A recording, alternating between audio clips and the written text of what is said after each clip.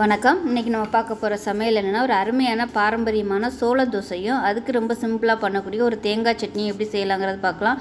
சோள தோசை பார்த்திங்கன்னா டேஸ்ட் நல்லா அட்டகாசமாக இருக்கும். நீங்கள் இட்லி, தோசை, ஊத்தப்பம், பணியாரம் எல்லா விதத்துலையுமே இதை நம்ம யூஸ் பண்ணிக்கலாம். உடம்புக்கு ரொம்ப ஹெல்த்தியாக இருக்கும். லஞ்ச் பாக்ஸ் கூட இது மாதிரி நீங்கள் செஞ்சு கொடுக்கலாம். ஸோ வாங்க அதை எப்படி செய்யலாங்கிறத பார்க்கலாம். ஒரு பவுல் எடுத்துக்கலாம். இதில் பார்த்தீங்கன்னா 1/4 கிலோ அளவுக்கு வெள்ளை சோளம் எடுத்திருக்கேன். இப்போ இதில் 1 டம்ளரில் 1/2 டம்ளர் பச்சரிசி, 1/2 டம்ளர் இட்லி புழுங்கல் அரிசி சேர்த்துக்கலாம்.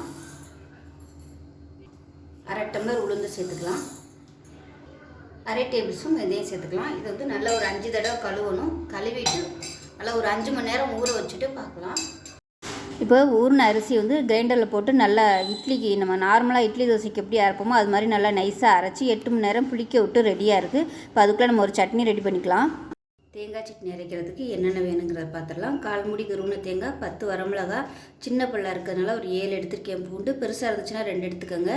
ஒரு 4 பீஸ் வர மாதிரி தக்காளி, ஒரு 10 சின்ன வெங்காயம், 2 டேபிள் ஸ்பூன் பொட்டுக்கடலை, தேவையான அளவுக்கு உப்பு. இது எல்லாத்தையும் கொஞ்சமாக தண்ணி ஊற்றி நல்லா நைஸாக அரைச்சிக்கலாம்.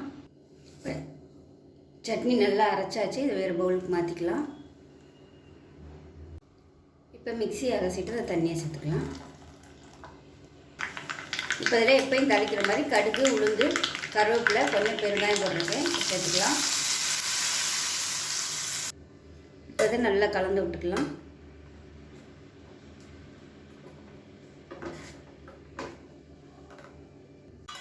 இப்போ பார்த்திங்கன்னா மாவு நல்லா பொங்கிருச்சு. இப்போ தேவையான அளவுக்கு மட்டும் எடுத்துக்கலாம். இப்போ நான் வந்து இன்றைக்கி தோசை தான் ஊற்ற போகிறேன். அதனால தேவையான அளவுக்கு மட்டும் மாவு எடுத்துக்கலாம். இப்போ தோசைக்கல் நல்லா சூடாயிடுச்சு. எண்ணெய் தடவிக்கோங்க.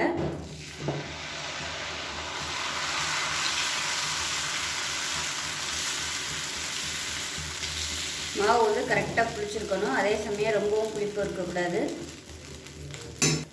மேலாப்பில் எண்ணெய் விட்டுக்கலாம். மீடியமான ஃப்ளேம்லேயே இருக்கட்டும். இப்போ பாருங்கள், தோசை நல்லா மொறு மொறுன்னு சூப்பராக ரெடி ஆயிடுச்சு.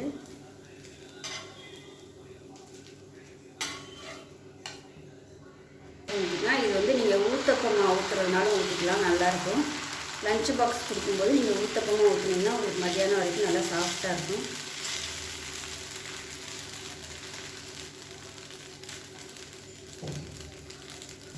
இப்போ பாருங்கள், 2வது ஊற்றின தோசையும் சூப்பராக ரெடி ஆகிடுச்சு. உங்களுக்கு விருப்பம் இருந்தால் நீங்கள் வந்து திருப்பி போடுறதுனாலும் போட்டுக்கலாம். அப்படி இல்லைன்னா மூடி போட்டு வேக விட்டு எடுக்கிறதுனாலும் எடுத்துக்கலாம்.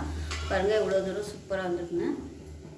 ஏன்னா லஞ்ச் பாக்ஸ் கொடுக்கறதுக்காக நான் வந்து ஊத்தப்பம் மாதிரி ஊற்றி வச்சுருக்கேன். லஞ்ச் பாக்ஸ் வந்து இந்த மாதிரி கொடுத்தோம்னா சாஃப்டாக இருக்கும்.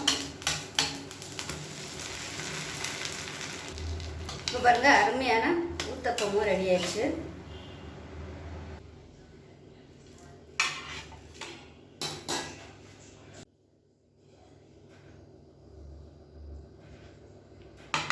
இப்போ பாருங்கள், அருமையான சோள தோசையும் தேங்காய் சட்னி ரெடி ஆயிடுச்சு.